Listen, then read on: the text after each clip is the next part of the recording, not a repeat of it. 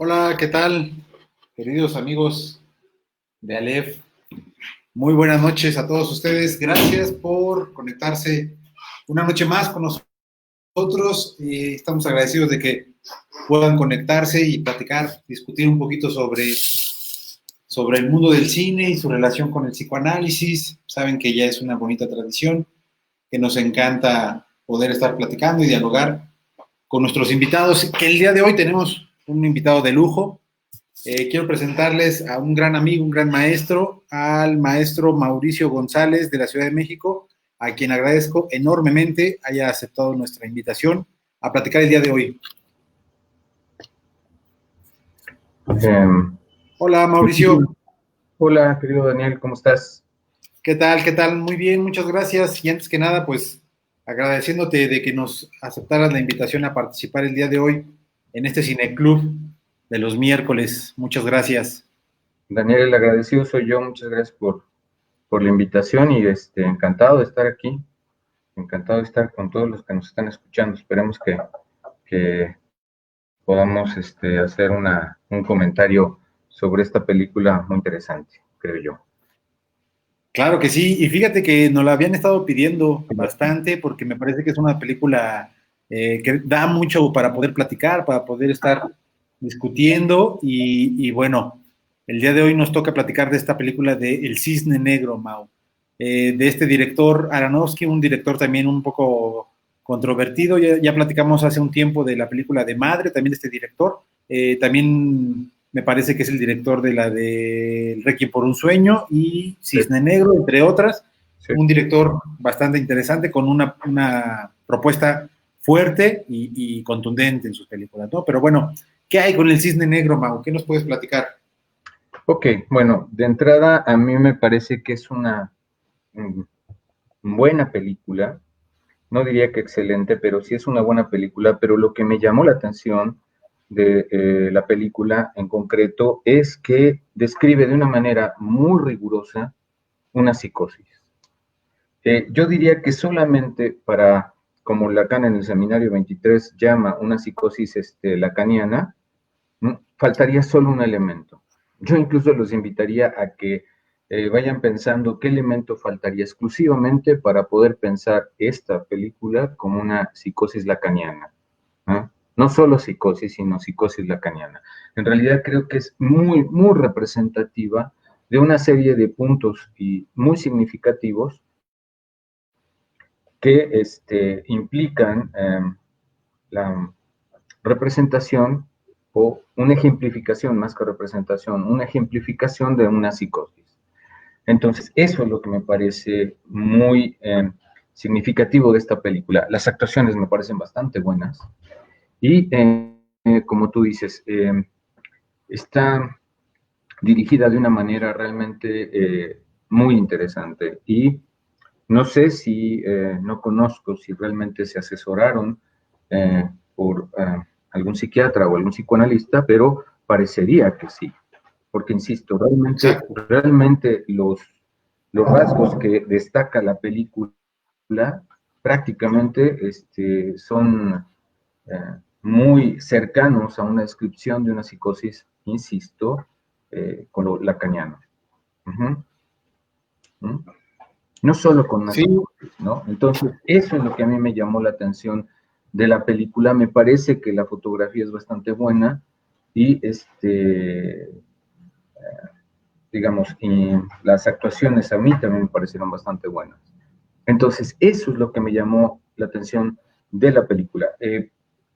Cuando tú decidas, ustedes decidan, podemos empezar un poco con esta cuestión de los detalles de esa película, como para ir armando esta hipótesis, digamos, esta tesis más que hipótesis, sobre cómo es que está claramente representada una psicosis. Insisto, quizás solo faltaría un término para que prácticamente fuera una psicosis lacaniana, y no es un término menor, pero fuera de ahí prácticamente está representado. La cuestión del estadio del espejo, la cuestión de la agresividad en psicoanálisis, la cuestión de el yo o el tú, la conformación del yo, todo eso lo podemos ver con una extraordinaria claridad a lo largo de la película. Y por supuesto, este concepto que después, evidentemente, cuando ya entra la cuestión de real simbólico imaginario como nudo, toma otra conformación, pero este concepto que aparece en el seminario 3 en Lacan, de que eso no simbolizado retorna en lo real. Sí quisiera hacer una aclaración, a mí me gusta mucho más cuando el mismo Lacan, en otro momento del seminario, habla de que retorna en el exterior. Porque ese real que menciona Lacan, ciertamente, si lo revisamos en torno al texto posterior de cómo conceptualiza lo real, no tiene nada que ver con lo real, sino con ese retorno a la realidad. Que incluso Lacan en ese mismo seminario 3 en algún momento lo menciona así. ¿Okay? Ese es un tanto por qué me parece tan interesante la cuestión de la película. Y estoy de acuerdo, me encanta como la propuesta que nos vas a dar el día de hoy, Mau, porque justamente es uno de los temas a veces más complicados o que la gente de pronto encontrar referencias como para un entendimiento un poquito más sencillo de lo que es la psicosis, fuera de una posición a lo mejor médica, podría ejemplificar, ¿no? Y me parece que como lo mencionas, la película del Cisne Negro nos regala la posibilidad, como lo vas a hacer el día de hoy, de poder ir desarrollando este concepto tan complicado que es la psicosis, puesta en una lectura de Jacques Lacan, ¿no? Entonces, pues bueno, pues adelante y me parece que va a estar muy enriquecedor este asunto. Solo una pregunta, Daniel. A mí me parecería que sería interesante que conforme yo vaya haciendo una descripción, llegado el caso, alguien pudiera hacer una pregunta. O en realidad ustedes ya tienen una estructura de que hay un desarrollo en el cual no hay preguntas y al final se darán las preguntas. Tú coméntame, Pues mira, ¿cómo? la gente de pronto escribe, a veces pregunta cuando hay cosas que no quedan muy claras, entonces, pues los que nos están viendo, si hay algún concepto o alguna situación que no vaya quedando muy claro, pues si les parece bien, hacemos una pausa, vamos desarrollando. Estaría totalmente de acuerdo con eso, sería para mí también una guía de cómo van ustedes captando este desarrollo que voy a hacer. No voy a ser tan puntual en ocasiones, pero bueno, vamos a ver. Si ustedes se dan cuenta, desde el inicio de la película lo que podemos ver es que la relación que guarda Nina, que así se llama el personaje, es bastante singular con la madre. Jamás se menciona qué pasó con el padre, exclusivamente es una diada, madre-hija, y es claro que la relación que guardan entre ellas es sumamente singular. Asimismo, también, desde muy al inicio, si ustedes recuerdan, hay un momento en que Nina ve a Beth en el tren. Ella va a tener un papel importantísimo porque es su alter ego. Ella va en el metro y claramente aparece la figura de Beth. Hay un momento en el cual ella ya está en sus ensayos y todo esto, y aparece una escena que también me parece sumamente significativa. Si alguien quiere hacer un apunte, por favor, a través de las preguntas, ¿no?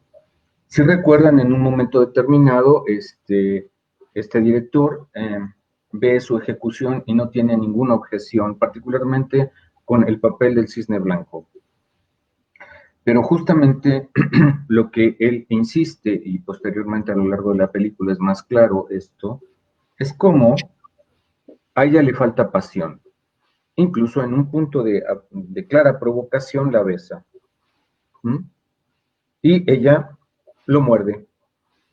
Si se dan cuenta, incluso se supone que en ese momento estaba en juego quién iba a ser designada para el papel, y bueno, resulta que él le dice que es otra la chica que va a ser designada para el papel, que si recuerdan incluso se le encuentra en el pasillo y le dice, oye, felicidades, y resulta que la elegida fue ella. Yo creo que esa reacción en donde lo muerde, a él le muestra que ella puede desarrollar esa pasión, porque técnicamente como bailarina era impecable según lo que esta película va describiendo, ¿no?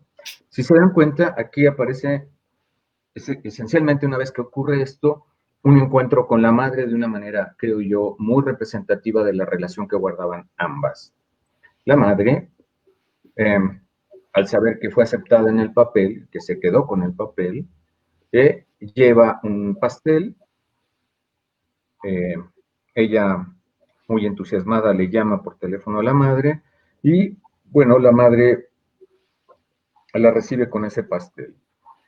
Inmediatamente hace un intento de cortar un trozo que a ella le parece muy grande y que al ofrecérselo ella le dice, híjole, creo que no es lo que yo quiero ahora, y la madre reacciona absolutamente de una manera muy particular. Si lo recuerdan, la madre dice, bueno, pues si no te lo vas a comer, entonces esto va a la basura, con un gesto y un tono bastante claro.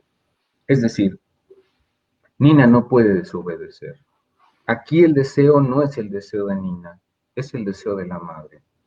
Incluso le invita a comer un trozo mayor. Ella acaba accediendo y bueno, el pastel se salva de llegar al bote de basura. Pero creo que es claramente una forma de representar que Nina, por un detalle tan mínimo, ni siquiera podía decidir eso. ¿Mm? Es claramente cómo eh, está en juego esto. También es interesante cómo, dada esta observación que le hace el director en donde habla de la pasión y que le habla del sexo y le habla de tener este tipo de posibilidades de un encuentro con esa pasión, resulta que Nina se empieza a masturbar. Es una escena interesante porque si recuerdan, una vez que está prácticamente terminando, lo que ve es a la madre ahí. Sí. Es una clara intromisión de su intimidad, donde desde mi perspectiva lo que muestra esto es como la madre está en todos lados, no hay intimidad. Si recuerdan, hay otra escena en donde ella busca incluso poner un bloqueo a la puerta. Eso claramente a mí me indica que la madre se sentía con el derecho de entrar en cualquier momento y bajo cualquier circunstancia. Si recuerdan, nuevamente para seguir en esta misma temática, hay un momento en donde ella está en el baño, se está bañando, hace un intento nuevamente de masturbarse y de repente empieza a ver cómo empiezan a caer gotitas de sangre. ¿Mm? Es una escena donde aparece en primera instancia esta cuestión de una especie de alucinación, en donde si recuerdan, cuando ella sale y se incorpora, empieza a verse al espejo esa lesión en la espalda. Todo Sí. parece indicar que ella, cuando estaba sumamente nerviosa, tendía a rascarse particularmente la espalda. La madre ve esto y reacciona de una manera muy insistente, refiriéndose que es la presión de esta obra, que qué barbaridad, que cómo es posible. Y bueno, nuevamente en una temática bastante singular, ¿no creen? De intromisión muy evidente por parte de la madre. Uh-huh. Posteriormente, si hay alguna otra cuestión que ustedes quieran incorporar, por favor, insisto. Esta es una escena que me parece fundamental. Si recuerdan, un día esta compañera, este alter ego, vamos a ver por qué alter ego, lo voy a plantear un poquito más adelante, va y la visita en casa, toca preguntando por ella y la madre dice que no está. Ella inmediatamente se da cuenta de que la madre la ha negado, ella sale y se encuentra con esta chica con la cual no se disimula que tiene cierta atracción. Uh-huh. Le dice que pues la invita a tomar unas copas o algo así. La madre insiste en que no debería de salir y ella desobedece esto y se va con esta amiga. La escena el bar es bastante significativa, ¿no creen? Una chica mucho más abierta, con una apertura a una vida más, digámoslo así, contemporánea, ¿no? Donde consumir algo de drogas no tiene mayor problema y ella es bastante tímida al respecto, ¿no? Posteriormente ya le ofrece, ya no acepta la droga que le dan y bueno, en algún momento ya va al baño y se da cuenta que están poniendo algo en su bebida. En efecto, bueno, empieza a tener los efectos de la droga y bueno, se da también una escena ahí bastante singular, incluso también nuevamente yo diría que sugiere un tanto, una situación también un tanto delirante ahí, ¿no? Lo que me parece más importante de esta escena es cómo ella, en un momento determinado, eh, cuando va en el taxi, teóricamente, pues tienen un acercamiento. Ahí no sabemos exactamente si así ocurrió o no, pero el hecho es que esa escena deriva en que ella invita a su amiga, no sin antes tener un cierto enfrentamiento con la madre, invita a su amiga, Beth y Nina, a pasar a su recámara. Muy rápidamente se empieza a dar un encuentro sexual entre ellas, pero es muy interesante porque en un momento de ese encuentro, Nina, a quien ve, no es a Beth, sino ella misma. Sí. ¿Qué es lo que representa esta escena desde mi perspectiva? Si recuerdan, Lacan hace referencia a que usualmente el perseguidor en su momento fue un objeto amado, incluso también lo señala Freud. ¿Mm? Que es que no cualquiera se convierte en un perseguidor. Ese que fue el objeto amado después se convierte en el perseguidor. ¿Mm? Si se dan cuenta, por ejemplo, eh, la M de Lacan ataca a la actriz Duflo, que en su momento fue un modelo identificatorio. No es por casualidad.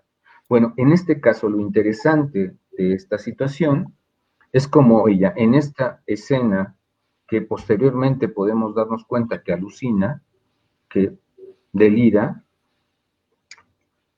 en realidad nunca ocurrió. ¿Mm? Si recuerdan cuando ella regresa, llega al ensayo y empieza ahí a hilar con Beth alguna cuestión de qué había ocurrido, pues resulta que lo que descubre Beth es que había tenido un sueño húmedo con ella, que incluso le dice, qué tal estuve? Pero si se dan cuenta, en realidad no ocurrió. Fue una alucinación. Alguien podría decir que fue el resultado de la droga y del sueño, ¿no? Bueno, si se dan cuenta, está estructurado tal cual una alucinación. Y donde, insisto, lo que destaco es que ella, en un momento determinado, a quien ve haciéndole ese sexo oral, no es a Beth, sino ella misma. ¿Qué es lo que me parece importante de esta cuestión? Si recuerdan, esto tiene que ver con el estadio del espejo. ¿No? Este estadio del espejo en donde el yo es otro y no cualquier otro. En este caso, evidentemente, una persona con la cual ella desde las primeras escenas se ve identificada e incluso atraída por ella. Y entonces se da esta escena. Eh, posteriormente, si recuerdan, es muy interesante porque resulta que quien estaba encargándose de ese ensayo era Beth. Y si recuerdan posteriormente, cuando esto se da en escenas posteriores, cuando el director designa a Beth como la sustituta, ella reacciona de una manera absolutamente paranoica, ¿no? Diciendo, ¿qué no te das cuenta que ella quiere mi papel? Reacciona llorando, diciendo, es que cómo es posible que no te des cuenta, pon a cualquiera menos a ella. Si se dan cuenta, es esa atracción por un lado, pero también a su vez es la perseguidora. Esto prácticamente en la agresividad en psicoanálisis, en ese texto, ustedes pueden claramente ubicar esta descripción tal cual la plantea Lacan. Si recuerdan, y lo voy a hacer un tanto de una manera descriptiva, creo que algunos ya me han escuchado con este ejemplo, lo que plantea Lacan en esta cuestión de la agresividad es, mientras en este estadio del espejo, alguien hace esto y el espejo responde igual, todo perfecto. Pero ¿qué pasa si alguien dice, bueno, arriba y la contraparte dice abajo? Ups, ahí algo ya no está funcionando igual. Ahí algo ya no está operando de la misma manera. Y eso es vivido claramente como una cuestión de agresividad. ¿Se recuerdan? Lo podemos utilizar claramente en términos de la vida amorosa, ¿m? Y sin necesidad de una cuestión de psicosis. ¿Eh? Es claro que cuando una pareja está acorde o en un momento de enamoramiento, es muy fácil escuchar discursos como somos lo mismo, pensamos igual, basta que lo vea o la vea y ya sé exactamente qué está pasando. Estamos en ese proceso de absoluta identificación. Pero ¿qué pasa cuando empiezan a ver las diferencias? ¿Mm? Si esto va mucho más lejos, bueno, pues la princesa se convierte en velociraptor furioso y el príncipe encantador se convierte en sapo asqueroso, ¿no? Venenoso es más. Y bueno, lo que está representando esta cuestión, si se dan cuenta, es exactamente eso. ¿Quién es la que al final, en la escena final, es a quien ataca? Si se dan cuenta, se supone que es un pleito con Beth. Y a quien ataca y a quien le clava el espejo es a Beth en la escena que se da originalmente.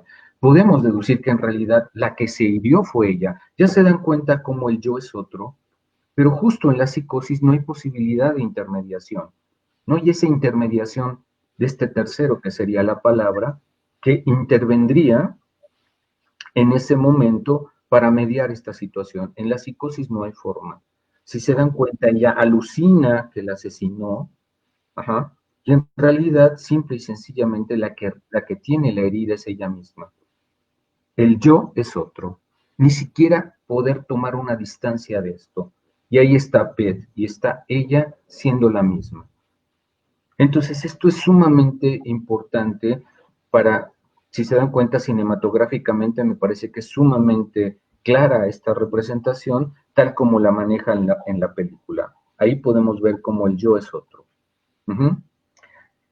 Bueno, me regreso un poquito porque ya me estoy yendo bastante más lejos, ¿no? Nos preguntan una cosa, Mau. Sí.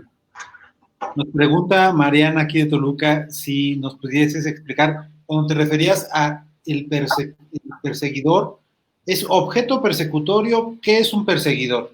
Podríamos llamarlo, mi pregunta también ahí complementándoles, ¿se le puede llamar objeto persecutorio o no es objeto? ¿Simplemente es un elemento persecutorio o perseguidor en la alucinación?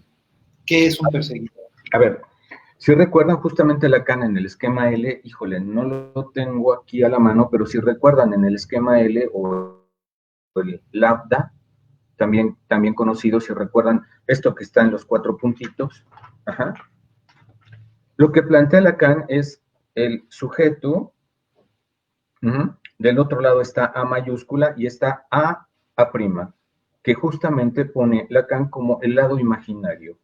Ese A prima es el yo y la imagen del otro. Si se dan cuenta, es exactamente lo que quiero representar como la cuestión de esta situación. Entonces, si se dan cuenta, este yo, desde Freud, es a la vez sujeto y objeto. Lo podemos pensar freudianamente como que ese objeto que ahora no está cercano a mí, ¿por qué no está cercano a mí? Si se dan cuenta en la película lo representa muy claramente. ¿Quién es la que la está sustituyendo como el cisne? Beth. Esa que en la noche había sido su amante, ahora, unas horas después, ella la está sustituyendo. Y ella reacciona bastante mal a eso. Ya se dan cuenta, mientras está del lado amoroso, todo perfecto. Pero en cuanto ella ocupa su lugar, eso es persecutorio. En realidad, Beth está buscando sustituirla. Yo creo que claramente se ve en la película que ella tiene una intención amistosa, afectiva con ella, pero ella no lo toma de esa manera. Ajá. Entonces, si se dan cuenta, pensando desde Freud, el yo es objeto y sujeto a la vez. ¿Ok? Con Lacan este asunto tiene que ver más con la dimensión imaginaria, en donde ustedes pueden poner A' acá o A' acá, y es exactamente igual. Y si ponen A acá o A acá, es idéntico. Para Lacan esta dimensión imaginaria, si no hay algo que venga y tercerice esto, que venga el otro con mayúscula a poner mediación a esta relación imaginaria, Esto es, mientras el otro responda como espejo, todo bien.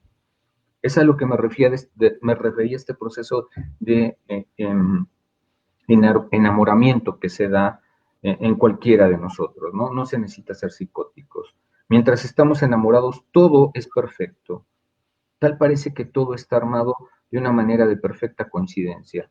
Pero basta que empiecen las diferencias y si no hay un tercero que medie esto, eso puede acabar bastante mal.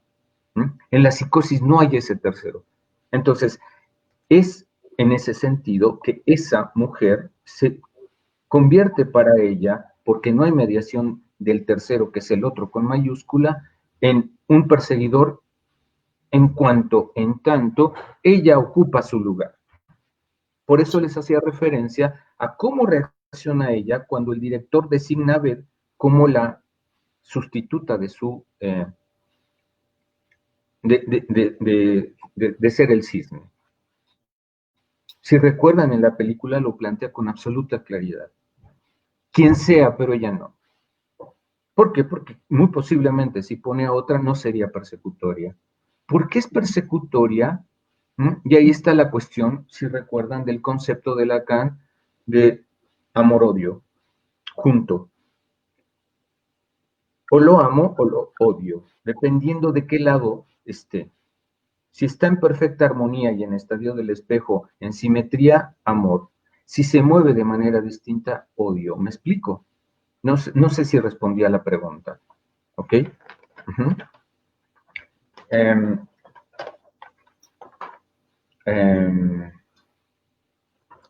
Ok, bueno, me voy a brincar algunas cuestiones.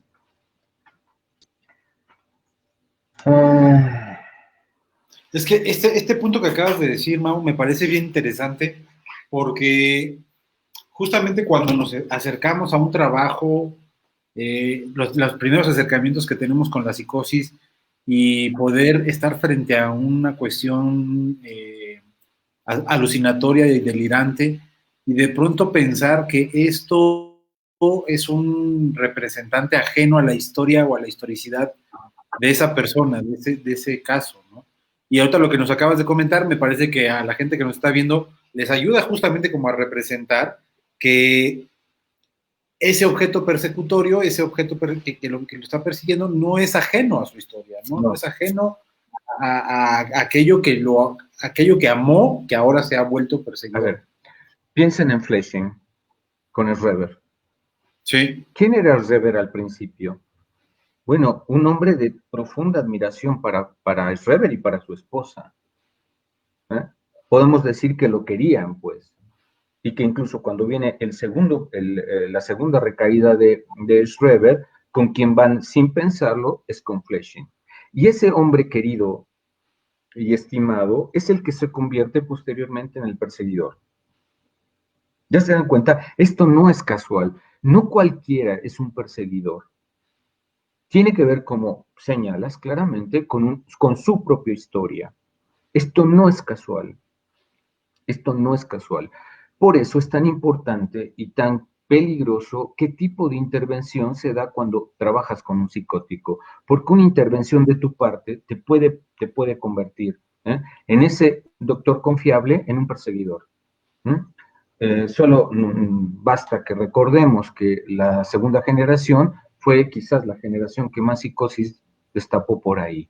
Y tenía que ver con el tipo de intervenciones que había y justamente un no tener tan claro que implicaba esta diferenciación clínica entre neurosis y psicosis. Entonces, por supuesto, me parece que es fundamental esto. Se dan cuenta, con Flesching ocurre esto. Por eso puse el ejemplo de M. M va y ataca a esa actriz Duflo porque va a atacar a su hijo. Pero lo interesante de esto es que esa actriz era el modelo para ella a seguir, el modelo identificatorio a seguir. Y es ese el que se convierte posteriormente, de manera delirante, en la que la persigue. Bueno, creo que lo interesante de esto es que se puedan dar cuenta que el perseguidor no es cualquiera. No cualquiera puede ser un perseguidor. Entonces, situarnos correctamente o adecuadamente en una intervención con un psicótico es fundamental por este hecho. ¿Mm? Otro hecho que quiero destacar es, si recuerdan, una vez que ya designan a Nina como la encargada del papel, esto no es casual, si recuerdan, están en esa presentación, están en la escalera y él diciendo, bueno, pues dando las gracias a la que se va y recibiendo a la que llega. E inmediatamente después de esa escena, ¿no? Ella va al baño. Si recuerdan, esto no es nada casual. Ella va al baño y ¿qué pasa? Empieza a lavarse las manos y ve cómo su uña se empieza a desprender. Incluso si se dan cuenta en la escena, hay algo que se desprende de una manera salvaje de su dedo. Esto no es casual, ¿no creen? Si recuerdan, después, posteriormente, vuelve a venir una escena así, cuando justamente está a punto, el día anterior, de llegar a su gran día. ¿Mm? Recuerdan, ella está ensayando hasta de más, está el pianista ahí, y ella le dice una vez más, y el pianista se para y dice, oye, pues yo ya me voy, yo tengo vida, por favor, ¿eh? Mañana es tu gran día. Si recuerdan, ella en ese mismo momento, ajá, va y ve supuestamente al cisne negro teniendo relaciones con Ben. Y ese cisne negro es el director. Y posteriormente, cuando llega a casa, vuelve a tener la misma sensación. Es cuando ve cómo es que le están saliendo aparentemente plumas. Y que incluso en esta cuestión absolutamente alucinatoria, ella reacciona como si sus propias piernas se estuvieran convirtiendo en este cisne. A raíz de ahí, si recuerdan, cae, se desmaya y es ahí cuando entra la madre, ¿no? Pero, a ver, estas dos escenas no son casuales, ¿no creen? Justo son previas a una cuestión de éxito, de estar a punto de conseguir algo. Y es ahí cuando aparece esto, que por ejemplo en Schreber lo podemos ver con mucho mayor claridad, ¿no? Tomando esta fórmula, que por favor tengan cuidado, insisto, cuando aparece el nudo Borromeo, esto tiene un viraje, pero tomémoslo desde el seminario 3. Eso no simbolizado retorna en el exterior. ¿Qué fue lo no simbolizado para Schreber? La castración. Que aparece, él se está convirtiendo en la mujer de Dios. Esta no simbolización de la castración, ¿cómo se presenta en Nina? Si se dan cuenta, se empieza casi a caérsele la uña, el dedo y todo lo demás. Ella no lo imagina, lo ve. Que curiosamente también ahí aparece nuevamente B.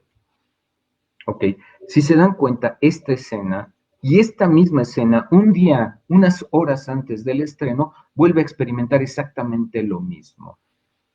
Eso no simbolizado retorna en lo real. ¿Por qué? Díganme si no, esto es transportar esto a lo neurótico, ¿correcto? En términos descriptivos, es correcto. Esto es mucho más complejo, pero permítanme tomar este ejemplo.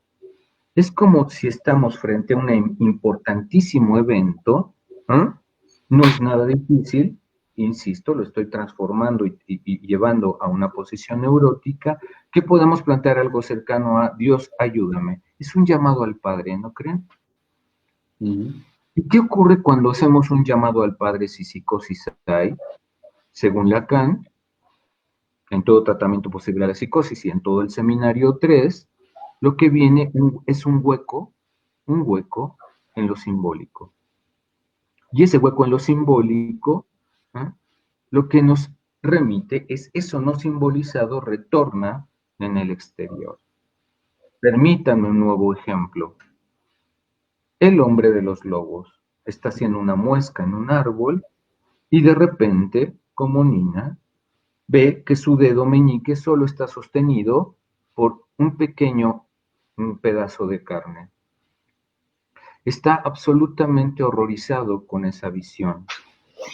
Instantes después, vuelve a ver su mano y está intacta. ¿Me explico? Eso no simbolizado retorna en el exterior. ¿Qué dice Freud de esa escena con el hombre de los lobos? Que ese sujeto no quería saber nada de la represión, ni siquiera en el sentido de lo reprimido. Eso es lo que Lacan transformará en la Verwerfung, es decir, en la forclusión. Eso no simbolizado en lo real retorna como un hueco. Esa es la escena tanto de Nina, como lo podemos ver en Schreber, como lo podemos ver en El hombre de los lobos, y en Nina exactamente en esos dos momentos cruciales, cuando le están presentando como el nuevo cisne rey, y un día antes de su enorme presentación.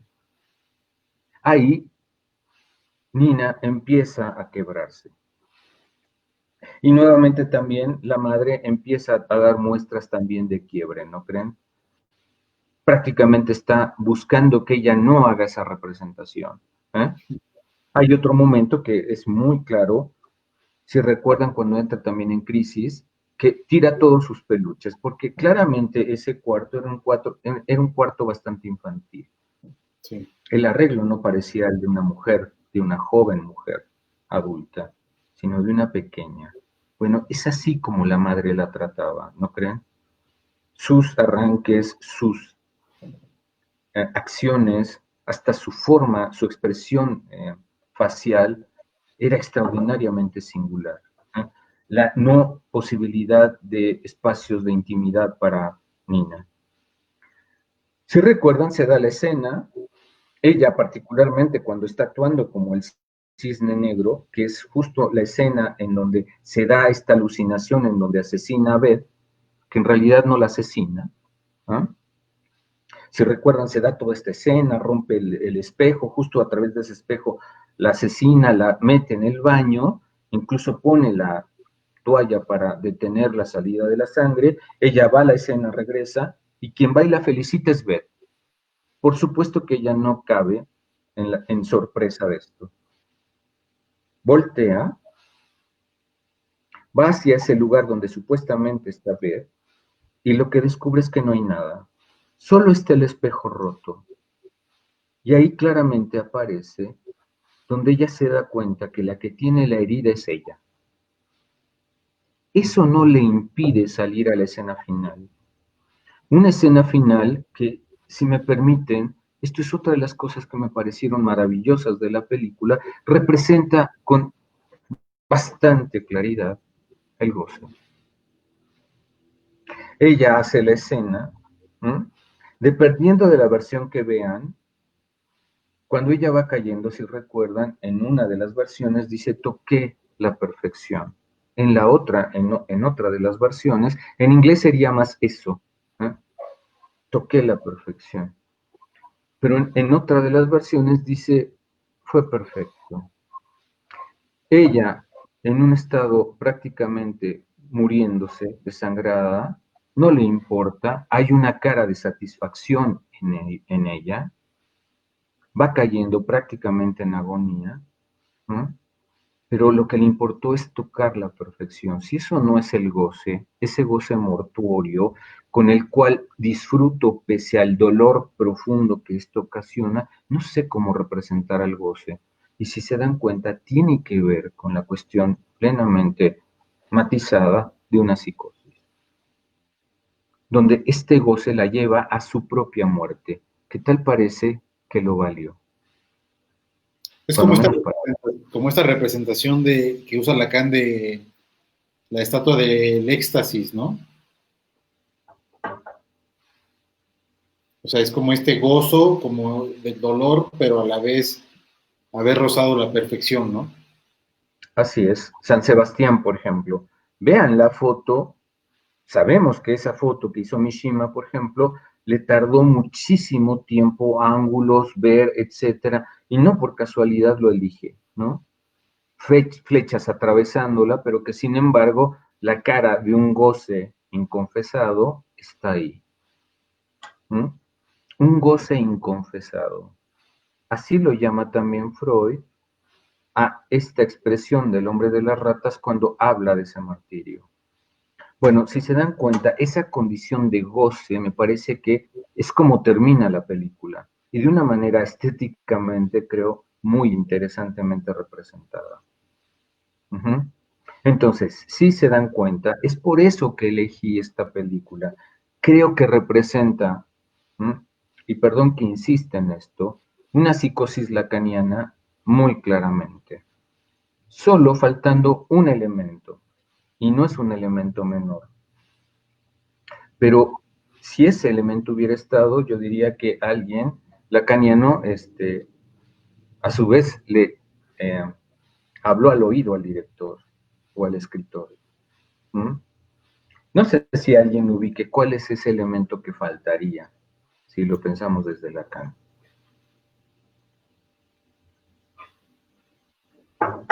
En algún momento hay una sugerencia a eso, pero sin embargo, como tal, no aparece dicho en la película. Sí hay una sugerencia de eso, pero no se dice como tal en la película. Y créanme que incluso lo vi en inglés como para ver si había alguna cuestión, y no, tampoco en inglés aparece eso. Uh-huh. ¿Alguien me podría decir qué elemento faltaría? Bueno, ya nos pusiste en examen, oye. No, es como para que se piense, ¿no? Ya Porque contestó sí tu creo alumna, importante. ya contestó tu alumna destacada. Ah, caray, ¿quién? Georgina, dice el Santón. No, no. No, Georgina, Que no en es el realidad, Santón. a lo largo, hola Georgina, saludos. No, que en realidad, si se dan cuenta, no hay una referencia directa de que Nina escuche voces. Las podemos suponer. Hay algunos puntos que llevan casi en esa dirección, pero en ningún momento lo dice como tal. Para Lacan, esto es fundamental. Si recuerdan, en el seminario 23 habla de esta referencia a las palabras impuestas. Bueno, justamente Nina sí nos muestra con un florido, una florida representación, una cuestión delirante y alucinatoria, pero en realidad en ningún momento hace referencia a que el otro le hable. Podemos suponerlo, por supuesto. Hay momentos en que se sugiere, pero no hay una referencia explícita a esto. Y si recuerdan, para Lacan puede haber alucinaciones, puede haber delirio, pero si no hay trastornos del lenguaje, ajá, es cuestionable que sea una psicosis. Sí lo quiero señalar porque ese detalle que no es menor, así como tal, no está presente. Todo lo demás, me parece que es muy clara esta representación, casi yo diría, de esta proliferación imaginaria una vez que se da este encuentro con ese hueco. Esta escena en donde ella se ve transformándose en el cisne es dramática y justo unas horas antes de su gran momento, de su gran momento. Uh-huh. Y bueno, incluso en ese momento, si recuerdan, hay un momento en donde está a punto de echar a perder todo. ¿No? Y no por casualidad, su contraparte está con Beth y Beth incluso está coqueteando abiertamente con él. Nuevamente esta condición de paranoia. ¿Mm? Incluso si recuerdan, Beth incluso en esta escena que claramente es alucinada, toca a su contraparte, a su bailarín. Y ella, en cuanto ve esto, si recuerdan, ella cae. Sí. Rápidamente corrigen la escena y ya, se da. Pero es obvio que para ellos fue obvio que algo ahí no había salido bien. Bueno, se da justo, si se dan cuenta, en ese momento en donde ve a Beth teniendo este tipo de reacción. Supuesta, claramente es una alucinación. ¿Mm? Floridas, en realidad la película la muestra muy floridamente. Entonces, bueno, si se dan cuenta, incluso el final me parece muy descriptivo de esto que les quiero mostrar como el goce. A veces es un poco difícil entender la cuestión del goce y decimos goce con una enorme facilidad. Ese es el goce. Es eso que apunta a lo mortal, a eso que me da placer, pero que sin embargo me lleva a la muerte. Bueno, más claramente representado creo que no puede estar más que en esa escena. Y además, hecha por su propia mano, creyendo haber matado a Beth, en realidad quien se mata es ella misma. Insisto, el yo es otro, sin mediación en la psicosis. Con total claridad lo representa la película. Sí. Y insisto, pese a que ella pudo buscar ser atendida, si recuerdan, ella cuando se da cuenta que la herida es ella, y no por casualidad, una vez que Beth va y la felicita, ella está llorando porque sabe lo que va a costar eso, se está maquillando y no le importa, sale a su escena final. Sale al encuentro de la escena final, pero final, no solo de la obra, sino de su propia vida. Entonces, bueno, ese es un tanto el esquema general de mi comentario sobre esta película. Hay algunas otras cuestiones también importantes a señalar, pero yo me gustaría quedarme aquí para escuchar los comentarios y aquello que quieran un poco que se enfatice o que se subraye en torno a lo ya dicho. Me quedo pensando en dos cosas, Mau. Una de ellas es, se habla de pronto mucho como esta cuestión de la imposibilidad de metaforizar en la psicosis, pasa desde el lado de lo imposible en la psicosis, ¿no? Me parece que de pronto en el momento, no sé si tú lo piensas así también, en el momento que el director le propone no únicamente el papel del cisne blanco, sino que represente ambos papeles, en tanto que ambos son distintos, ¿no? Uno representa la pureza, ¿no? El director le dice, es que tú eres muy el cisne blanco, ¿no? Pero yo quiero darle un giro a la obra y quiero que la misma persona que haga el cisne blanco haga el cisne negro, ¿no? Entonces, eso implicaría representar uno, dos, ¿no? Y entonces me parece que ahí hay un acto que implica metaforizar algo en el acto, ¿no?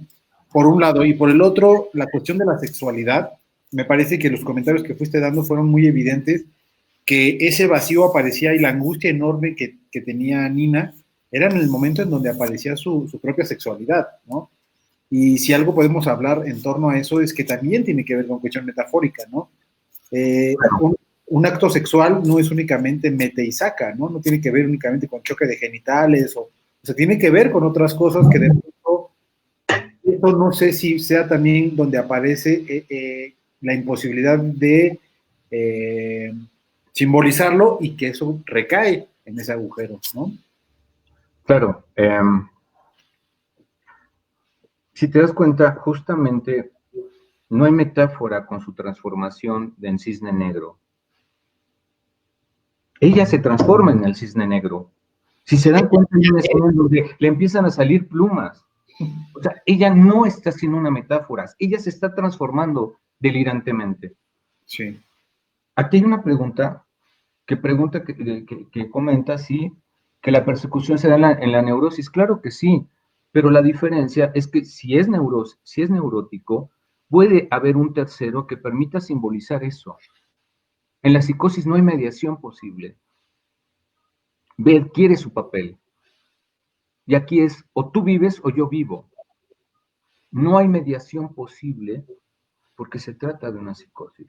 ¿Me explico? Pero por supuesto que hay momentos paranoides, paranoicos incluso, en una neurosis. Por supuesto que sí. La diferencia esencial es que hay esa mediación simbólica. Por eso te hacía la referencia a que la película lo muestra clarísimamente. Ella no está haciendo el papel del cisne negro. Se convierte en el cisne negro. Los ojos, si recuerdan, son absolutamente inyectados. O así se lo representa a ella. Le salen plumas. Ella es el cisne negro. ¿Mm? Sí, no puede actuarlo, tiene que serlo. Exactamente. No lo actúa, lo Porque vive. con el cisne blanco tampoco lo estaba actuando, ella era el cisne blanco, ¿no? Claro. O sea, esta mujer en la pureza, ¿no? Y que si recuerdan, tenía que ver con la misma condición esa es una parte que creo que no nos va a dar tiempo de profundizar, en donde ella va a su representación diciéndole a la madre, tú nunca fuiste esto que yo voy a hacer. Y la deja ahí. Sí. ¿Mm? Eso no es una cuestión menor. Pero bueno. Pues Entonces, mira, no sé si hay algunas preguntas más. sí, por aquí te mandan saludos, dice tus alumnos, dicen un gusto escucharle, maestro Mauricio. Juana de Asbaje Ay, dice, órale, órale, órale, nos pregunta hablando. Juana de Asbaje, nada más y nada menos. Dice, Ok, ah, espero estar fuera de para que dudas. veas el nivel de audiencia que tenemos en el Cineclub, Mau. Órale. Dice, No, había no, una no. elección de objeto con su amiga. Había una elección de objeto. Por Me eso parece, hablaba de que, por eso hablaba, para que haya una elección de objeto tiene que haber una diferencia. Aquí no la hay. Ella, insisto, si se dan cuenta, no es solo en un momento, es en varios momentos, cuando ella se ve siendo Beth también. Ujú. Si hubiera una elección es porque ya hay una diferenciación. Aquí el yo es otro. Esta frase de Lacan del yo es otro es clarísimo en esta película. Insisto, cuando ella está teniendo este sexo oral con supuestamente Beth, si recuerdan, hay un momento en donde ella voltea, Beth, y no es Beth, es ella misma. sí, El yo es otro. Y ella podía estar de este lado o del otro lado. No importa, es lo que representa Lacan con esta cuestión del lambda. Uh-huh. y muy representado en el camerino cuando está en el espejo, ¿no? Y justamente con el atravesar el cuerpo con ese pedazo de espejo, Claro, no era el cuerpo de la amiga, era su era su cuerpo. propio cuerpo.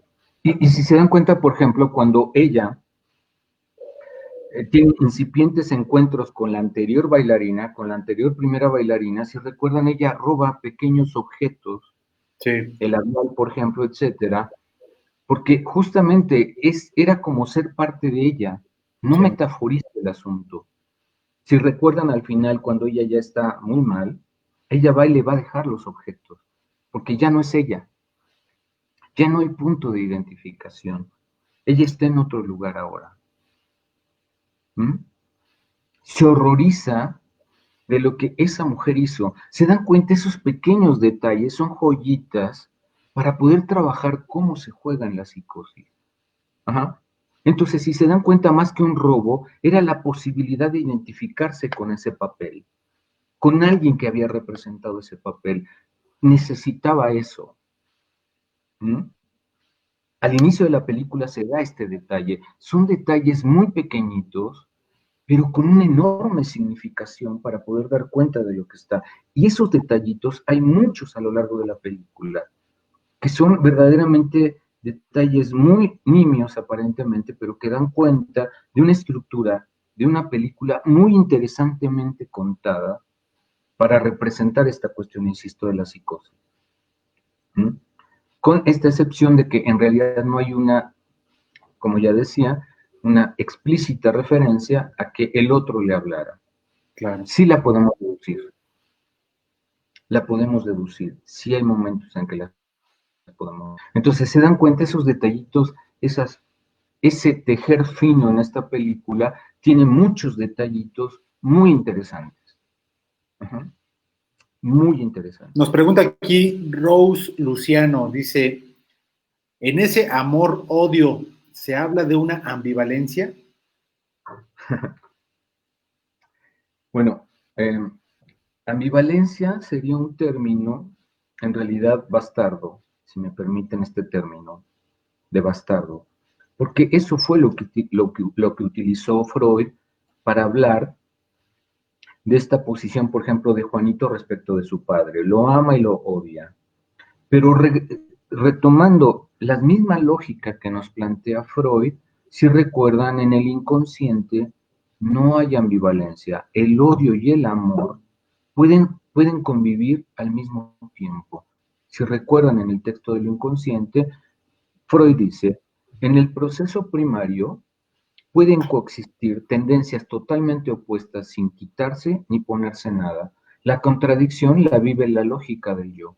Para el yo eso es una contradicción. En el inconsciente eso no existe. Entonces, por favor, ubiquen que esto de ambivalencia es poner los términos en términos de el yo.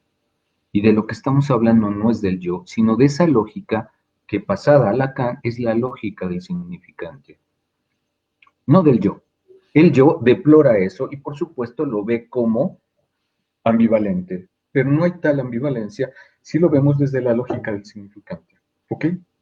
Perfecto. Estefanía Rivera nos pregunta, ya la habías leído tú hace ratito, ¿no? Ya la habías Sí. contado, que justamente cuál es la diferencia entre ese objeto persecutor, ¿no? Entre la neurosis y la psicosis. Nos mencionabas que era que en la neurosis existía la posibilidad de que aparezca un tercero, ¿no? Y de que esa persecución se simbolice. Incluso de poder reconocer, uy, me equivoqué, en realidad eso que pensaba no era cierto. Justo en la psicosis no. Cuando eso se desencadena, no hay duda, recuerden la certeza psicótica. Insisto, recuerden, cuando el director designa a Beth como su sustituta en el papel, ella reacciona muy mal, reacciona con llanto diciendo, pon a quien quieras. A ella no, ella me quiere dañar, ella quiere mi lugar. Por supuesto que el director dice, olvídalo, ¿qué te pasa? No tiene nada que ver esto, ¿no? Pero ya se dan cuenta, ahí está esta cuestión. Para ella eso jamás desapareció, tan así que la escena final está precedida de este encuentro con Beth en donde o eres tú o eres yo. ¿No? Y bueno, Vive aquí yo. te dejan una pregunta bien sencillita. Mauricio, dice Georgina, ¿cómo pensar el nudo Borromeo en Nina? De entrada, obviamente desanudado, esa es la respuesta fácil. En realidad se merecería un seminario. Claro que se puede, ¿eh? Pero créanme que con el tiempo que nos queda es ridículo tratar de plantear el nudo Borromeo. Pero lo que sí podemos plantear es que está desanudado. Por supuesto, esta desorganización imaginaria, tanto de lo imaginario como de lo simbólico, en efecto genera un desanudamiento. Genera un desanudamiento que justamente el delirio permitiría una cierta forma de articulación, que en este caso evidentemente no se da.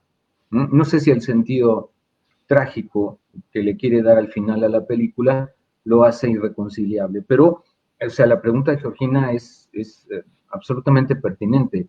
Claro que sería muy interesante trabajar ese asunto, pero honestamente, requeriría de una cuestión mucho más elaborada, ¿no?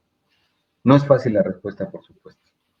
Yo creo que con esto te podríamos comprometer a que regreses al cineclub, justamente como para poder, ahora que nos planteaste desde un inicio que lo ibas a abordar desde el seminario 3, pues un próximo encuentro poder platicar en torno al seminario 23 y poder aterrizar justamente estos conceptos de la psicosis, pero ya con un Lacan un poco más avanzado, justamente con la teoría borromeica. Quizás valdría la pena pensarlo con otro, pero incluso Nina podía servir en alguna medida, porque, insisto, hay detallitos muy interesantes que quedaron ahí al ladito. Pues yo sé, Mau, Yo estoy encantado, ¿eh? Pues vas a ver que sí, te vamos a comprometer a que podamos seguir platicando, porque justamente este tema que tú dominas bastante bien, que tiene que ver con la psicosis, me parece que es importante regresar una y otra vez, ¿no? Siempre es esencial, digo, este espacio es un poquito como para poder introducir a la gente y que les llamen la atención y bueno, que puedan interesarse para justamente puedan entrar a otro tipo de espacios donde se puede profundizar más teóricamente en torno a la psicosis. Y hablando de eso, sé que tienes un evento el próximo fin de semana, Mau. No sé si nos quieras platicar un poquito. Bueno, están todos invitados, es una actividad gratuita y es una introducción a Lacan. voy a abordar esencialmente 3 textos de Lacan para abordar este incipiente periodo en Lacan para una introducción. Bueno, están invitados, va a ser de 10 a 12 y pues esa sería la cuestión. A ver, déjalo pongo para que lo vean bien. Serán bienvenidos. Creo que ahí es donde se ve mejor. Entonces, este es el día sábado a las 10 de la mañana en la página de Praxis Psicoanalítica, ¿verdad? Sí, lo único que se requería es que entren a la página y que se registren, eso es todo. Y serán muy bienvenidos. Ok, perfecto. Entonces, te pueden escribir vía privada en Praxis Psicoanalítica y ahí les pueden dar información de cómo registrarse para que puedan entrar justamente a esta clase gratuita de introducción a la obra de Lacan. Claro que sí. Ahí estarían. Sí. Pues, Pues Daniel, todos invitados. Y sé también, Mau, que dentro de 15 estás súper ocupado porque dentro de 15 días vas a estar participando en este evento también de Praxis sobre 100 años de la obra de Más allá del principio del placer de Freud. con un texto insignificante como Más allá del principio del placer. Un textito nada más. Un textito ahí. Se le ocurrió a Freud introducir la pulsión de muerte, casi nada, ¿no? Casi nada. Maravilloso, maravilloso texto. Creo que algunos de ustedes ya conocen que mi tesis es de que ahí inicia el psicoanálisis en realidad, no antes. Ok, y entonces este de Más allá del principio del placer también es con los amigos de Praxis. Ahí pueden escribirles también en Praxis Psicoanalítica. Este tiene un costo, un arancel, ¿no? Me parece que sí tiene un costo. Sí lo tiene. Entonces, para que puedan... Bastante módico y realmente pues van a estar, pues creo que tú también estás, Daniel, por supuesto. Yo también estoy, pero no me voy a hacer publicidad a mí, Mau, ¿no? Bueno, yo ya te leí a ti. Sí, por ahí vamos a estar. Veo que por aquí está José Tapan, Guadalupe Rocha, Jaime González, Daniel Gerber, Natasha, Daniela Verderi, Raimundo, Héctor Escobar, Adalberto y Juan Manuel Mane. Estamos desprotegidos. Sí, va a estar muy tranquilo el asunto. Sí, no. No, invitadísimo, realmente va a valer mucho la pena. Vean la gente que va a estar. Vale muchísimo la pena. Vamos a subir ambos flyers a la página de aquí de Casa Lev con los datos para que se puedan comunicar con los amigos de Praxis Psicoanalítica. Es un proyecto que arrancó a principios de este año con el maestro Mauricio, con el maestro Tapan y con la maestra Luz Irán. Es un proyecto impresionante que están haciendo en la Ciudad de México y con un montón de actividades también. Es un grupo hermano de Casa Lev, también compartimos algunas cosas con ellos. Entonces, pues bueno, todos invitados a que pasen a la página de Praxis Psicoanalítica, puedan darle like ahí a su página para que estén enterados de todas las cosas que están haciendo bastante interesantes. Mi estimado Mau, muchas gracias. Bueno, yo sé que hay muchas cosas que se quedan en el tintero, pero pues como tú bien lo dices, por tiempos, a lo mejor es un poco complicado poder, pero es para que la gente quede como picada. Por aquí estoy viendo, sí, por favor, que regrese el maestro Mauricio, otro encuentro, por favor, sí, por favor, que regrese, sí, claro, otra vez. Todavía no me voy, todavía no me voy. Saludos desde Querétaro. Gracias, saludos. Pues te mandan muchos saludos y pues bueno, ya sabes que siempre eres bienvenido aquí en Casa Lev y en los Cineclub, mi estimado Mau. Nos encanta tenerte aquí en este espacio. Muchísimas gracias, Daniel. Tú sabes que esto, aparte de ser una pasión, tiene que ver con una cuestión en donde afortunadamente estamos haciendo un equipo de trabajo muy interesante y donde lo que priva es el respeto por el trabajo del otro y el aprecio por todos y cada uno de ustedes, de nosotros. Entonces, encantado de estar acá y en particular estar contigo. Es un gusto, Daniel, y lo sabes. Muchas gracias, Mau. Un abrazote enorme. Nos vemos pronto. Abrazos a Liz por allá también. Nos estamos viendo. Nos estamos viendo mucho. Gracias a todos los que se conectaron. Nos vemos la próxima semana. Va a estar James. Muchas gracias. Que estén muy bien. Nos vemos la próxima semana. Chao.